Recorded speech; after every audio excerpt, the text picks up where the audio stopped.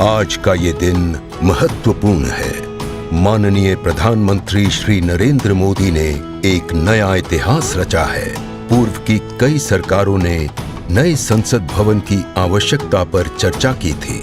माननीय प्रधानमंत्री ने इस पर विचार किया और नए भारत के निर्माण की अपनी दूरदर्शिता के साथ उन्होंने नए संसद भवन का निर्माण कराया, जो हमारी विरासत और परंपराओं को आधुनिकता से जोड़ती है। साथियों, नए संसद भवन का निर्माण नूतन और पुरातन के सह अस्तित्व का उदाहरण है। ये नई संरचना लगभग 59,000 श्रमवीरों के योगदान से बनाई गई है। माननीय प्रधानमंत्री ने राष्ट्र की ओर से उनका आभार प्रकट किया है। 75 वर्ष पहले की स्वतंत्रता की भावना को पुनर्जीवित करते हुए माननीय प्रधानमंत्री ने आज तमिलनाडु के अधीनमों से सेंगोल को स्वीकार किया है। सेंगोल राष्ट्र के लिए न्यायपूर्ण और निष्पक्ष शासन का स्मरण कराता है।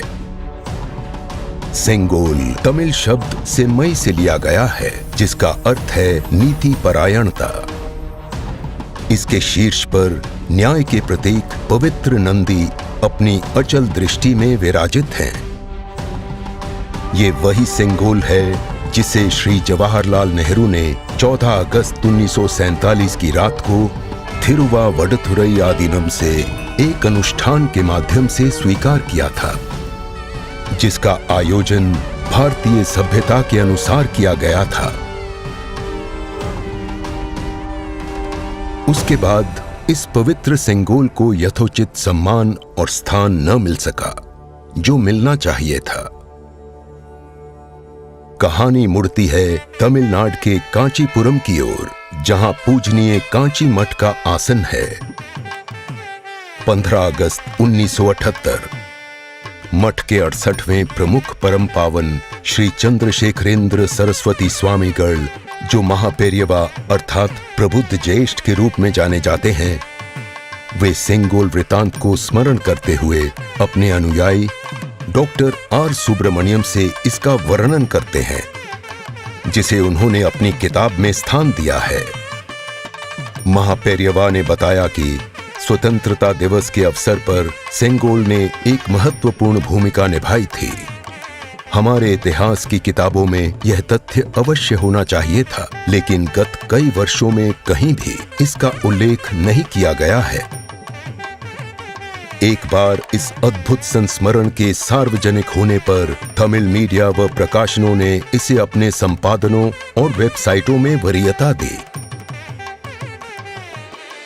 माननीय प्रधानमंत्री एक परंपरागत प्रतीक की खोज में थे। तत्पश्चात सेंगोल ने उनका ध्यान आकर्षण किया। उन्होंने इसकी जांच करवाई, जिसका प्रमाण मीडिया विश्लेषणों और पुस्तकों में मिला।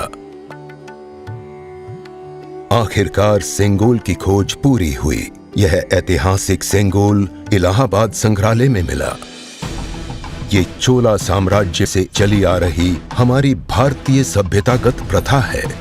चोला सदियों तक हमारे उपमहाद्वीप के अग्रणी साम्राज्यों में से एक थे। सबसे महत्वपूर्ण बात यह है कि सेंगोल के प्राप्तकर्ता के पास न्यायपूर्ण और निष्पक्ष रूप से शासन करने का आदेश होता है, जिसे तमिल में आणई कहा जाता है। इस विचार से माननीय प्रधानमंत्री प्रभावित हुए।